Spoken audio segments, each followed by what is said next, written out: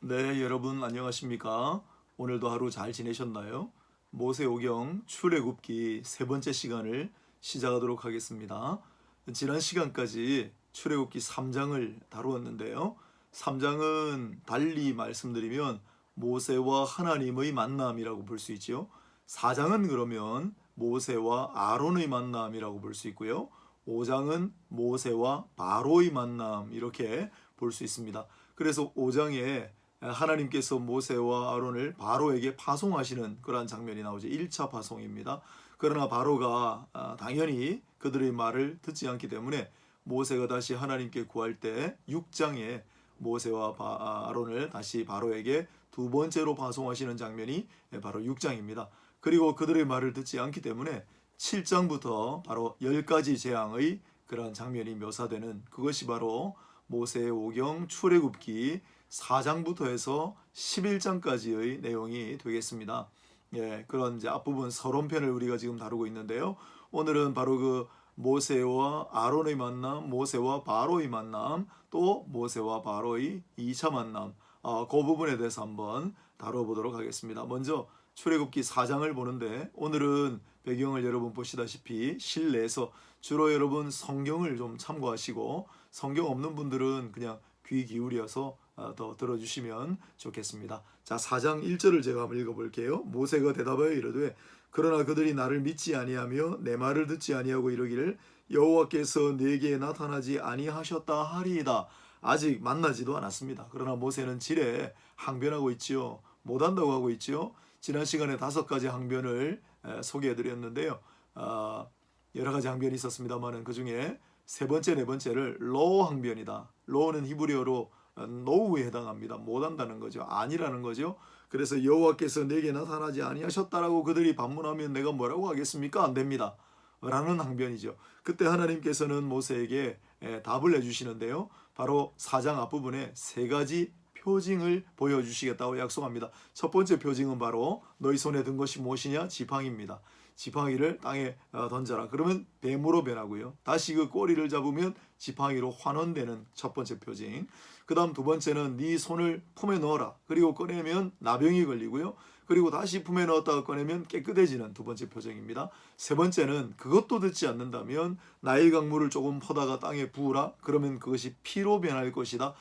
그들이 이 표징은 보고서 믿으리라. 바로 이 3가지 표징을 약속하시는 그러한 장면입니다. 물론 훗날 모세가 그렇게 표징을 말씀하시는 대로 행했지만은 바로의 술사들이 바로와 함께 눈도 깜빡하지 않죠.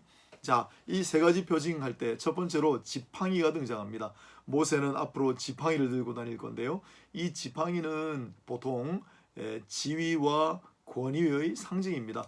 여러분, 지팡이가 언제 처음 나왔죠? 네, 창세기 유다와 다말 이야기에서 나왔습니다. 며느리였던 그러나 또 좀 행색을 변장한 그 다말이 유다에게 원한 것이 바로 이 지팡이였죠. 이 지팡이, 유다의 지팡이는 이 모세의 지팡이와 단어가 같습니다. 바로 마태입니다. 마태. 우리 신약 성경에 마태복음 할 때 이거 마태 이름하고 똑같죠? 마태입니다. 이게 지팡이에요. 네, 지팡이입니다, 여러분. 그래서 이 유다의 지팡이, 모세의 지팡이 같아요. 이 지팡이는 결국은 지위와 권위의 상징이지만 오늘 본문에 또 표징의 수단이 되기도 하고 훗날 홍해 바다를 가를 때도 지팡이를 높이 쳐드니까 그건 대단한 표징의 수단이 되죠. 아론의 쌍난 지팡이, 훗날 아론도 지팡이를 가지고 표징을 보이게 됩니다. 자, 그래서 이 아론 또 모세, 특히 모세의 지팡이를 통해서 하나님께서 표징을 보여주신다라는 말씀을 해요. 8절 9절을 제가 한번 읽어보겠습니다. 그 처음 표적의 표징을 받지 아니하여도 나중 표적의 표징은 믿으리라. 그들이 이 두 이적을 믿지 아니하며 네 말을 듣지 아니하거든. 네, 이 8절 9절에 표적이란 말이 나오고요. 표징이란 말이 나오고 이적이라는 말이 나옵니다. 아주 중요한 단어들이죠.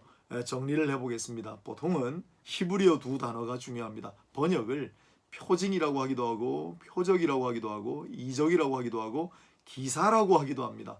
막 섞어서 쓰는 경향이 있는데 정리를 잘했으면 좋았을걸요. 우리끼리 한번 정리를 해보죠. 히브리어에 두 단어가 있는데요. 하나는 오트입니다. 오트. 또 하나는 모펫입니다. 모펫.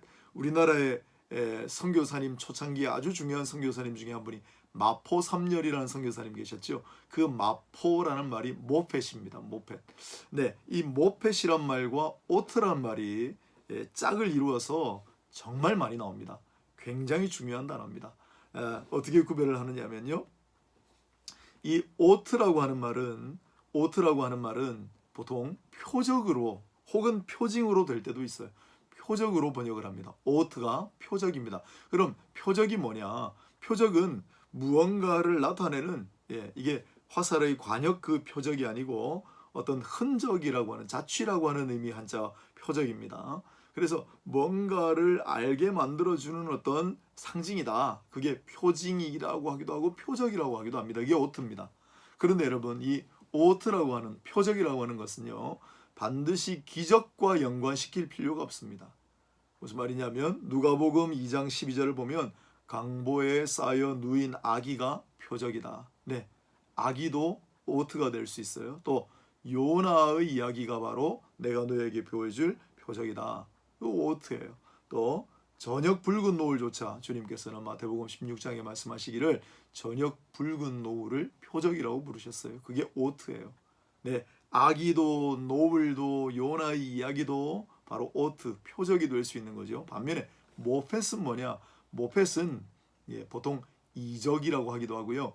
기사라는 말을 또 쓰기도 합니다. 기적과 관련이 있는 거예요. 그래서 모펫은 초자연적인 일, 불가능한 일인데 가능한 일로 일어나는 사건, 그걸 모펫이라고 합니다. 바로 이 오트와 모펫이 짝을 이루어 정말 많이 나타나는데 오늘 출애굽기 4장 8절 9절에 표적과 그리고 이적이라고 하는 단어는 전부 오트예요. 오트를 썼어요. 그러나 오트, 모펫 같이 나온다고 보셔도 상관은 없겠습니다. 모세가 장차 바로 앞에 행할 세 가지 일들, 즉 지팡이가 뱀으로 변하거나 손에 나병이 들거나 낫거나 강의 물이 피로 변하게 만드는 일은 전부 초자연적인 모펫이 되죠. 그러나 그것이 무언가를 가리키는 상징들도 되기 때문에 오트라고도 할 수 있는 것입니다. 그렇다면 이 오경을 비롯한 구약 성경 전체에 등장하는 오트와 모펫이 궁극적으로 가리키는 바는 무엇일까요? 그것은 바로 예수 그리스도라고 할 수 있습니다. 자, 모세를 통해 이스라엘 백성들을 구출하는 모펫은 모세를 통해 이스라엘 백성들을 홍해 바다를 갈라지게 하면서까지 10가지 재앙을 통하여 구출하시는 그 모펫 기사 기적은 예수 그리스도를 통해 인류를 구원하실 역사의 오트가 되는 겁니다. 표적이 되는 거죠. 동물 제사는 그리스도가 희생 제물이 되실 오트가 되고요. 표적입니다. 아론의 제사장직은 완전하고 영원한 그리스도의 대제사장직의 오트 표적이라고 할 수 있죠. 이처럼 표적과 그리고 기사, 오트와 모펫을 잘 기억하셔서 항상 초자연적인 기적 혹은 여러 가지 범상한 일들조차도 우리 주 예수 그리스도의 오심, 우리 주 예수 그리스도의 존재, 그것을 나타내는 표적 내지는 표징이 될 수 있다는 거, 그것을 꼭 염두에 두시면 좋겠습니다. 자, 그렇게 4장 10절을 다시 보면 모세가 여호와께 아뢰되 오 주여 나는 본래 말을 잘하지 못하는 자니이다. 네, low question. 나는 말 잘하지 못합니다. low 부정항변을 또 하고 있죠. 그때 하나님께서 모세를 너무 탓하지 않으세요. 그리고 말을 잘하는 네 입과 함께 있어 할 말을 가르칠 자를 내가 보내주겠다라고 말씀합니다. 그러자 모세가 마지막으로 5번째 항변이 오 주여 보낼 만한 자를 보내소서. 13절에 보낼 만한 자를 보내소서. 나 퀘스천이라고 그랬죠. 못하겠다는 거예요. 이래도 못하고 저래도 못하고. 그때 14절을 보면 여호와께서 모세를 향하여 노하여 이르시되 하나님께서 진노하셨습니다마는 그래도 살아남았으니까 모세는 복이 많은 사람이고 하나님께서 쓰시려고 택하신 사람이다라는 걸 우리가 간접적으로 알 수 있게 되죠. 그리고 아론을 너에게 붙여주겠다라는 약속의 말씀을 하시는 겁니다. 그래서 결국 모세는 자기의 뜻을 꺾고 장인 이드로에게로 가서 18절에 보면 내가 애굽에 있는 내 형제들에게로 돌아가서 그들이 아직 살아있는지 알아보려 하오니 나로 가게 하소서. 네, 뜻밖의 장인에게는 내가 들판에서 불꽃 가운데 하나님을 만나 그가 나를 부르십니다라고 얘기하지 않습니다. 뜻밖의 이야기를 하게 되죠. 조금 있다가 관련이 있습니다. 왜 그랬을까요? 여호와께서 미디안에서 모세에게 이르시되 애굽으로 돌아가라 내 목숨을 노리던 자가 다 죽었느니라 또 말씀합니다. 그제서야 모세는 아내와 아들들을 나귀 위에 태우고 그리고 애굽을 향하여 천천히 가는 것 같아요. 하나님의 지팡이를 손에 들고. 그런데 21절에 여호와께서 모세에게 이르시되 내가 애굽으로 돌아가거든 내가 네 손에 준 이적을 바로 앞에서 다 행하라. 이때 이적은 뭐겠습니까? 지팡이를 들고 바로 앞에서 이적을 행하라. 이때는 오트일까요? 아니면 모펫일까요? 모펫을 써놨어요. 기적을 행하라는 거죠. 초자연적인 일, 범상치 못한 일들을 한번 행해보라는 거죠. 그러면서 22절에 너는 바로에게 이르기를 여호와의 말씀에 이스라엘은 내 아들 내 장자라 내 아들을 보내주어 나를 섬기게 하라. 그렇지 않으면 너의 아들 너의 장자를 죽이리라 라고 말하라고 이야기하십니다. 10번째 재앙인 장자의 재앙을 미리 예언하십니다. 그러면서 장자를 왜 손을 대십니까? 바로 이스라엘이 나의 장자이기 때문인 거죠. 나의 장자인 이스라엘을 돌려보내지 않으면 너희들의 장자에 변고가 생길 것이다라고 가서 말을 전하라고 분명하게 얘기하셨습니다. 자, 모세가 길을 가는데 24절입니다. 숙소에 있을 때 여호와께서 그를 만나사 그를 죽이려 하신지라. 정말 알쏭달쏭한 그러한 구절이 등장합니다. 여러분, 이렇게 하나님께서 모세를 보내시고 구체적인 할 말도 다 당부하시면서 왜 갑자기 모세를 죽이려고 하실까요? 그때 순간 모세의 아내인 십보라가 돌칼을 가져다가 아들의 포피를 베어 그의 발에 갖다 대고 당신은 참으로 내게 피난편이로다 하니 여호와께서 그를 놓아주시니라. 그때 십보라가 피난편이라 하면 할례 때문이라. 이 피난편이라고 하는 이 할례 장면이 등장합니다. 이게 참 난해한 구절이죠.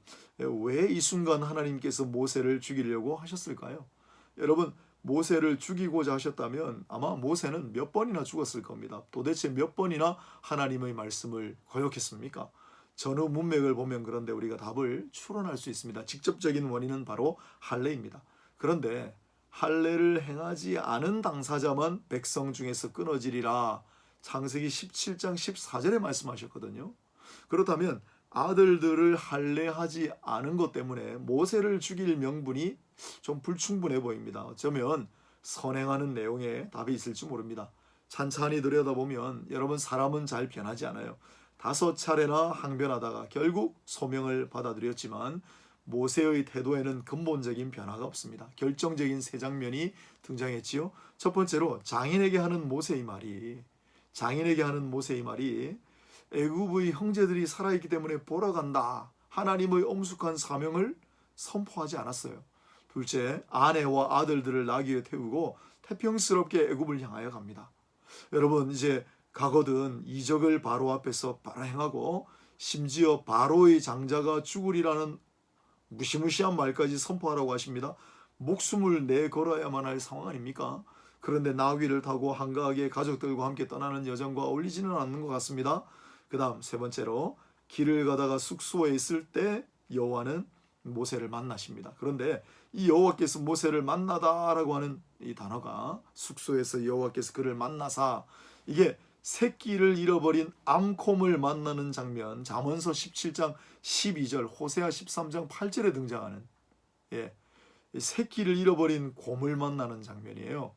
억지로 길을 나섰지만은 열정이라고는 조금도 찾아볼 길이 없는 모세의 태도에 어쩌면 하나님은 새끼를 잃어버린 곰처럼 격분하셨는지도 모를 일입니다. 그런데 십보라가 나선 거예요. 이 모세의 아내에 대해 대부분의 주석가들은 호평하지 않습니다. 칼빈도 그런 태도를 취하는데 이렇게 되어 있습니다.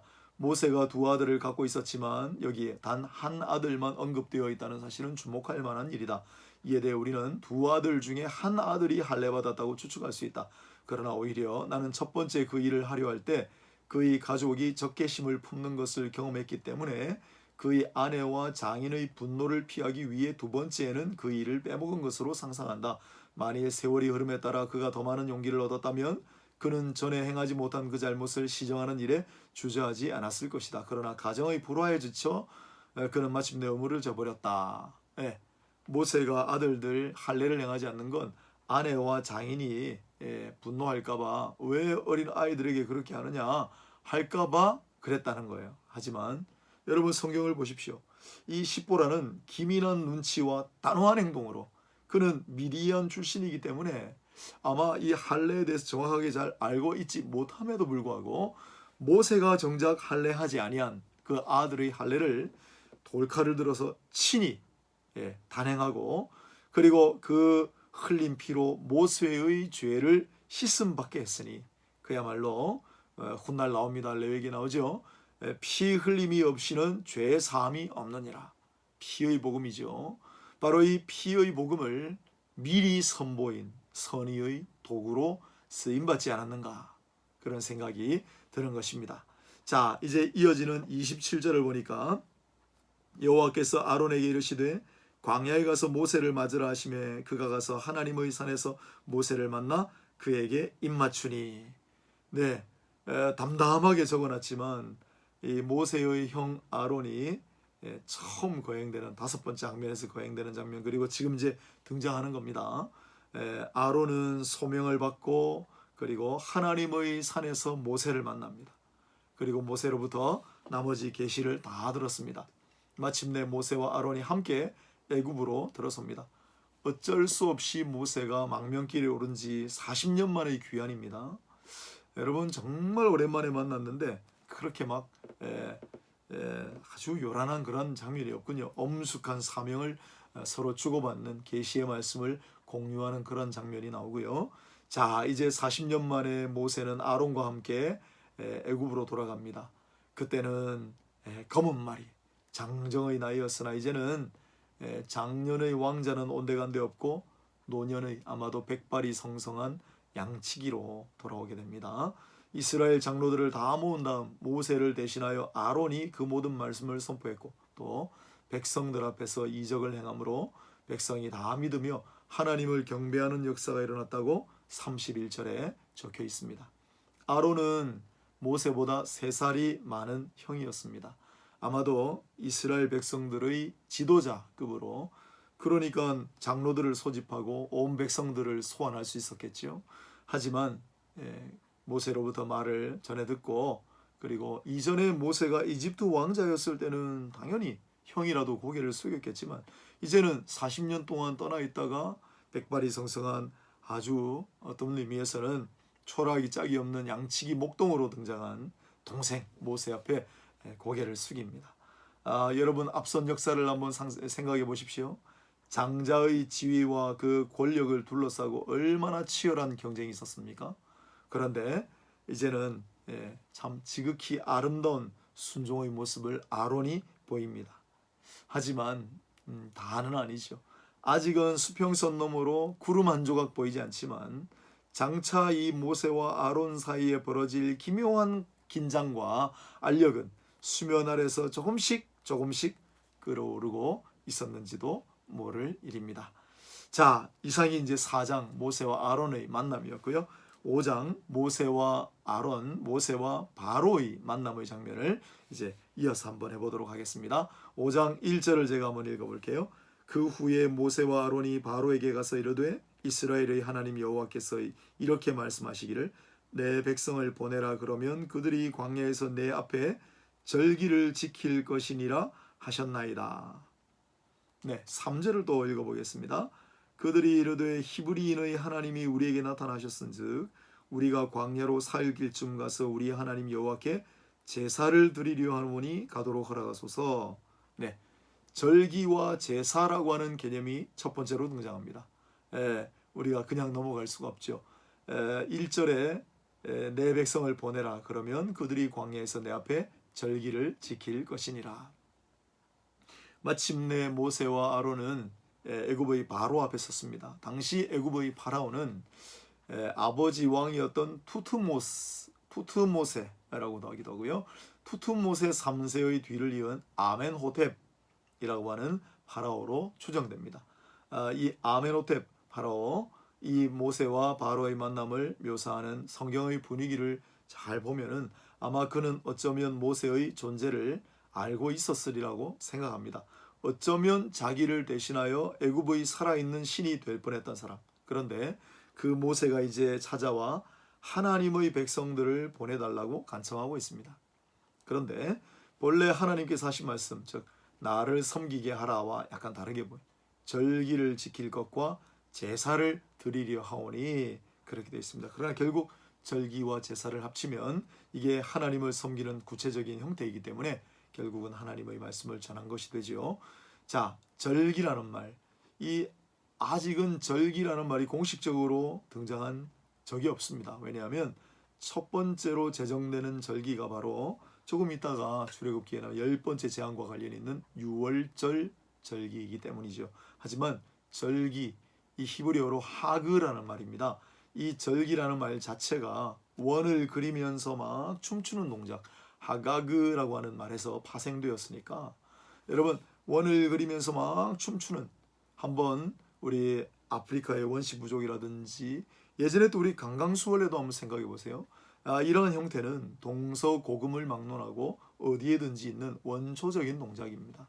그렇게 볼 수 있죠. 이런 원시적 형태의 절기는 아마도 하나님께 제사를 드렸던 노아나 아브라함 때에도 존재했을 그러한 가능성이 충분하죠. 그리고 제사라는 말은 앞부분에도 이미 등장했죠. 창세기에 이미 등장합니다. 아마도 모세는 뚜렷한 인식 없이 절기와 제사라는 말을 거론을 했겠지만은, 그러나 이후로 시내산에 도착했을 때 이스라엘 백성들은 절기와 제사법을 하나님으로 받게 됩니다. 그리고 시내산에서 율법을 받은 순간 자기도 모르게 사용했던 그 희미했던 개념들이 뚜렷하고 분명하게 드러나게 되었을 때, 그때 모세의 기분은 어떠했을까? 그 말씀이 꿀송이처럼 달지 않았을까요? 그리고 문자 그대로 그 말씀을 받고 정말 덩실덩실 춤을 추며 하나님 앞에 경배드리고 싶지 않았겠습니까? 절기와 제사라는 말.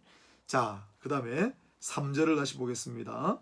여호와께서 전염병이나 칼로 우리를 치실까 두려워 하나이다. 칼과 전염병이라는 말이 등장합니다. 바로에게 만일 절기나 제사를 드리러 우리를 보내주시지 않는다면 하나님께서 칼이나 전염병으로 당신들을 치실까 두렵습니다. 전염병이라는 말이 등장해요. 하나님의 진노의 수단, 심판의 도구로 곧잘 거론되는 말이 바로 전염병. 처음 나와요. 전염병이란 말은 데베르라는 말이에요. 데베르라는 말은 다바르, 즉 말 혹은 말씀이라는 단어와 어원이 같습니다. 형태가 똑같잖아요.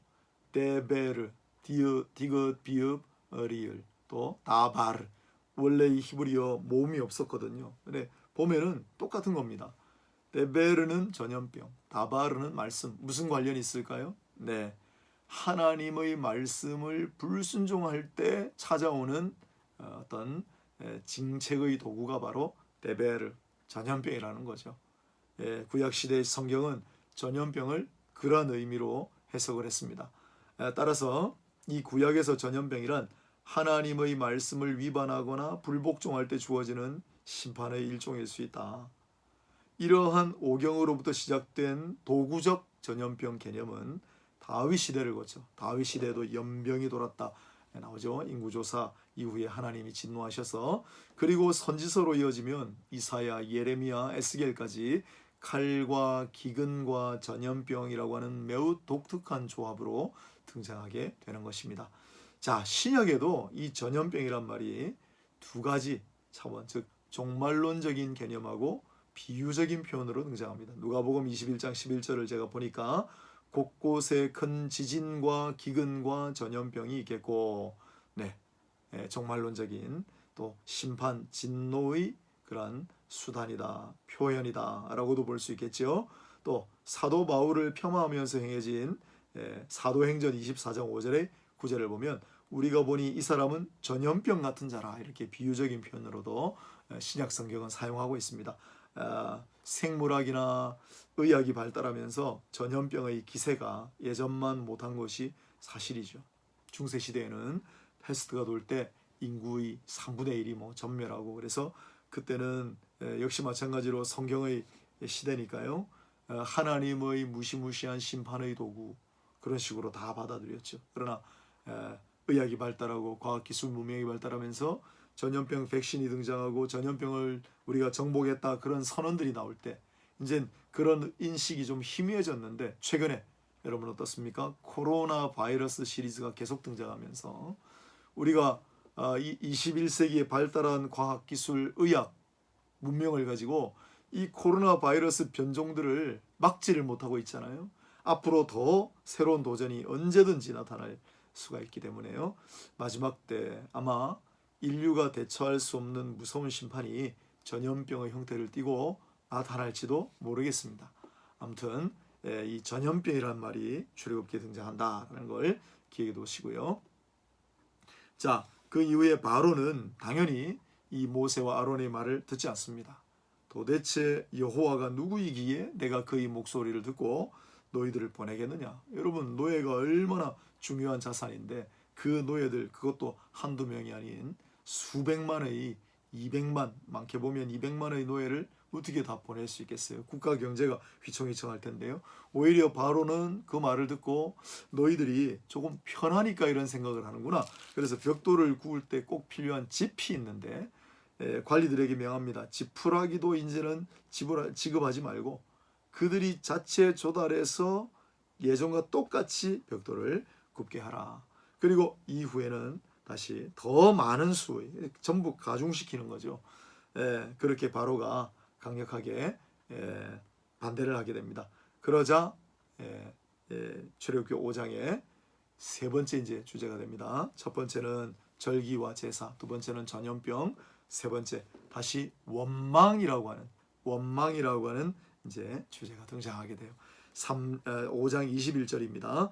그들에게 이르되 너희가 우리를 바로의 눈과 그의 신하의 눈에 미운 것이 되게 하고 그들의 손에 칼을 주어 우리를 죽이게 하는도다. 여호와는 너희를 살피시고 판단하시기를 원하노라. 아니 당신들 때문에 모세와 아론, 당신들 때문에 바로가 우리를 더 미워하게 되고 우리가 결국 그것 때문에 죽게 되지 않았느냐라고 원망하는 겁니다. 그때 22절에 모세가 여호와께 돌아와서 아뢰되 주여 어찌하여 이 백성이 학대를 당하게 하셨나이까? 어찌하여 나를 보내셨나이까? 어찌하여 학대를 더 당하게 하셨나이까? 어찌하여 나를 보내셨나이까? 모세의 추가적인 항변 두 개가 더 나옵니다. 이건 어찌라고 하는 항변입니다. 그래서 이게 에이크라는 말이에요. 그래서 앞글자를 영어로 해가지고 아 항변이다. 그래서 앞부분에 보면은 우리가 미 항변, 마 항변, 로 항변, 나 항변, 그리고 여기는 아 항변. 그래서 도합 총 7가지나 됩니다. 모세는 끊임없이 하나님 앞에 항변합니다. 제가 점잖은 말로 항변이라고 했죠. 하나님의 말씀을 거역하는 겁니다. 하나님께서 명하신 그 사명을 거부하는 겁니다.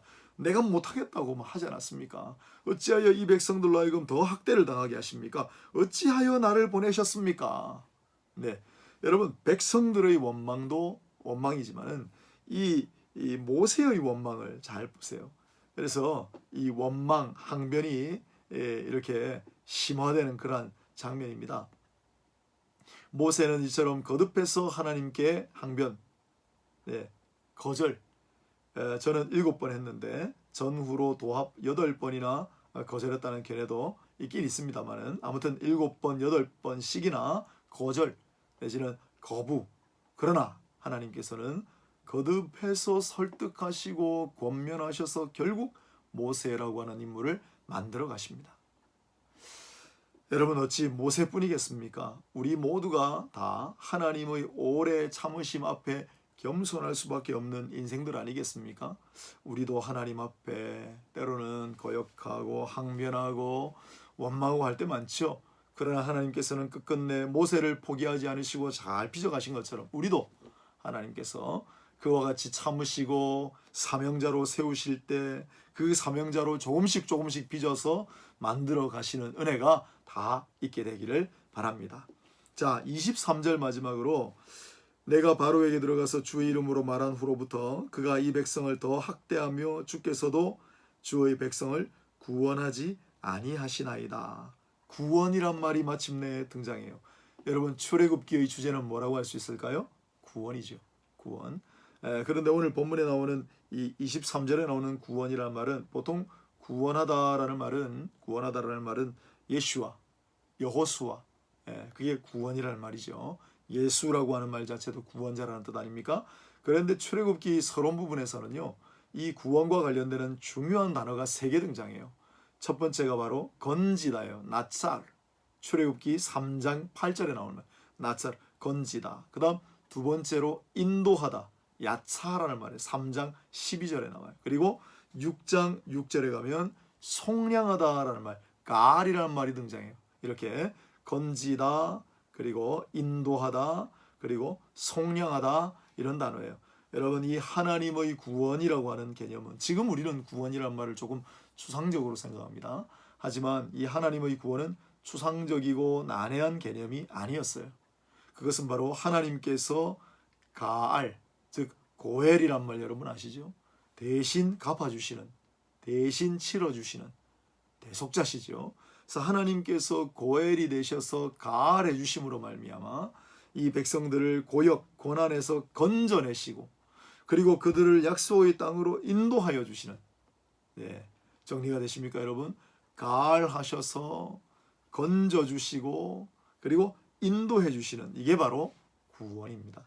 바로 이 속량으로 번역된 단어는 대속이란 말과 속죄라는 말 앞으로 계속 나오게 될 텐데요. 출애굽기 6장 6절에 속량하여 고엘 가알, 출애굽기 13장 13절에는 대속하여, 출애굽기 32장 32절에는 속죄, 즉 이 속량, 대속, 속죄, 하나님 구원의 함축적인 의미를 아주 잘 표현하고요. 동시에 이 말들은 예수 그리스도께서 이 땅에 오셔서 이루실 구원 역사의 예표적인 의미를 가지고 있고, 또 아까 말씀드린 대로 하면 이것들이 전부 표적이 되는 거죠. 오트가 되는 거죠. 그분은 우리의 진정한 속량주로서 그 몸으로 우리를 대속하사 그를 믿는 자마다 속죄의 은혜를 누리게 하실 것이기 때문입니다. 자, 6장 6절을 미리 조금 언급했는데요. 6장 6절에 속량이란 말을 미리 언급을 했는데 6장을 조금 더 해보면요. 6장 2절에 보면 하나님이 모세에게 말씀하여 이르시되 나는 여호와이니라 라는 선포를 하세요. 나는 여호와이니라. 아주 중요한 단어입니다. 아주 중요한 개념입니다. 그래서 히브리어로 하면 아니 여호와라는 말을 우리 보통 아도나이라고 하죠. 그래서 아니 아도나이 구절이라고 합니다. 무슨 구절이라고요? 아니 아도나이, 나는 여호와라. 나는 여호와라. 네, 물론 출애굽기 3장에 나는 스스로 있는 자니라 해서 이제 조금씩 이제 이게 파생돼 가지고 이 아니 아도나이 나는 여호와이니라는 6장 2절, 6장 8절에 나는 여호와라, 또 6장 29절 말미에도 나는 여호와라, 3번에 걸쳐 중복해서 선포하고 계십니다. 3절을 읽어보면 6장입니다. 내가 아브라함과 이삭과 야곱에게 전능의 하나님으로 나타났으나 나의 이름을 여호와로는 그들에게 알리지 아니하였고, 그때는 전능의 하나님, 무슨 하나님이었죠? 엘 샤다이의 하나님. 엘 샤다이, 엘 샤다이, 노래도 있다시피 엘 샤다이 하나님이었는데 이제는 나는 여호와라라고 아니 아도나이라고 선포하세요. 그 말은 언약과 밀접한 관계가 있습니다. 그래서 6장 4절에 보면 가나안 땅 곧 그들이 거류하는 땅을 그들에게 주기로 그들과 언약하였더니, 그래서 나의 언약을 기억하노라. 그리고 6절에도 한 번 더 있군요. 나는 여호와라. 네, 나는 여호와라. 7절에도 또 있군요. 너희 하나님 여호와인 줄 너희가 알지라. 나는 여호와라, 너희 하나님 여호와라. 3번이 아니라 4번, 5번, 6번 계속해서 나오는군요. 그러면서 언약을 얘기하세요. 언약을 얘기하시면서 유명한 언약 공식이 등장하게 됩니다. 바로 7절을 보시면 나는 너희의 하나님이 되고 너희는 나의 백성이 되느니라. 나는 너희의 하나님이고 너희는 나의 백성이다. 이걸 뭐라고 한다고요? 언약 공식이라고 합니다. 언약 공식. 그러므로 여러분 앞으로 이제 구약을 읽으실 때 나는 너희의 하나님이 되고 너희는 나의 백성이 되리라 그런 구절이 나오면 밑줄을 쫙 끄시고 그게 뭐라고요? 언약 공식이에요. 언약 공식. 아주 유명한 언약 공식을 하나 읽어볼까요? 예레미야서 31장 33절 새 언약 구절이죠. 그러나 그날 후에 내가 이스라엘 집과 맺을 언약은 이러하니 곧 내가 나의 법을 그들의 속에 두며 그들의 마음에 기록하여 나는 그들의 하나님이 되고 그들은 내 백성이 될 것이라 여호와의 말씀이니라. 네, 언약 공식이 6장에 나는 여호와라 아니 아도나이 구절과 함께 등장하는군요. 나는 여호와라 너희와 맺은 언약을 잊지 아니하고 너희와 맺은 언약을 기억하여 그 언약을 이루는 하나님이시다라는 거예요. 그게 6장이에요. 그래서 모세에게 아론에게 그 얘기를 하시고 다시 바로에게 가라 말씀을 하시는 겁니다. 자, 모세와 아론은 바로 이렇게 13절을 6장 13절을 보면 여호와께서 모세와 아론에게 말씀하사 그들로 이스라엘 자손과 애굽 왕 바로에게 명령을 전하고 이스라엘 자손을 애굽 땅에서 인도하여 내게 하시니라. 이제 다시 한번 재차 파송하시는 대목이 등장하고 그 이후에 모세와 아론의 족보가 나옵니다. 우리 창세기에서 이걸 뭐라고 불렀죠? 톨레도시라고 불렀죠. 한 단락을 정리하고 국면을 전환하는 아주 중요한 역할을 한다 그랬죠. 그래서 모세와 아론의 톨레도시 여기에 등장합니다. 그리고 모세와 아론의 족보를 아주 상세하게 이 계보를 통해서 우리가 몇 가지 특이한 사실을 알게 되는데요. 첫째로 모세와 아론의 아버지 아므람에게 아내 요게벳은 고모뻘이 됩니다. 훗날 모세가 받은 율법에는 고모와의 동침을 금지하는 규정이 있는데요. 아마 굉장히 미묘한 이제 사안이 되죠. 둘째로 여인들입니다. 모세와 아론의 어머니 요게벳은 말할 것도 없고 아론의 아내 엘리사바의 실명이 등장합니다. 그런데 그녀의 오라비가 나손이고 아버지는 암미나답입니다. 나손 암미나답 우리 룻기에 등장하고요. 또 훗날 예수님의 족보에 등장하는 유다 계열의 핵심 인물들이에요. 즉 유다는 왕을 상징하기 때문에 유다의 자손이 제사장 가문 자손과 결합했다라고 하는 건 아주 음미할 만한 그런 가치가 있는 거죠. 자, 그 다음에 27절을 보면 마지막으로 애굽 왕 바로에게 이스라엘 자손을 애굽에서 내보내라 말한 사람도 이 모세와 아론이었더라 27절인데 그 앞선 26절에 보면 그 이스라엘 자손을 군대라고 부릅니다. 차바 군대라고 부릅니다. 여러분 이 430년 동안 정확하게는 노예나 다름없는 생활을 하고 있었을 이스라엘 백성들을 군대 차바라고 부르세요. 그리고 여호와는 만군의 여호와라. 여호와 체바오트라고 하거든요. 체바오트. 그 체바오트가 만군의 여호와인데 그 체바오트의 체바가 차바 군대라고 하는 단어입니다. 여러분 이스라엘 백성들은 노예 근성에 깊이 젖어 있던 그러한 정말 연약한 백성들이었는데 그들을 여호와의 군대라고 부르세요. 이 말은 곧 여호와의 군대가 병력이라든지 무기라든지 용맹이라든지 그들의 자질에 기초를 두는 단어가 아니라는 사실이죠. 네, 또 유월절 사건을 통해서도요. 430년이 끝나는 그날에 여호와의 군대가 다 애굽 땅에서 나왔은즉 훗날에도 여호와의 군대라고 말씀해요. 생각해 보면 이 차바라고 하는 말이 언제 처음 등장했는가를 찾아보면 기가 막힙니다. 창세기 2장 1절에 처음 등장해요. 천지와 만물이 다 이루어지니라. 이때 이 만물로 번역된 단어가 바로 차바예요. 천지와 모든 군대가 다 이루어지니라. 하나님 창조의 기사를 1장에 적고 그걸 요약 정리하는 첫 번째 구절이 2장 1절이거든요. 천지와 만물이 다 이루어졌다. 근데 그 만물이라는 단어가 차바라니까요. 무슨 말일까요? 이스라엘 백성들도 하나님의 손에 붙들린 차바 군대고 또한 하나님은 여호와 체바오트 모든 군대의 여호와시다.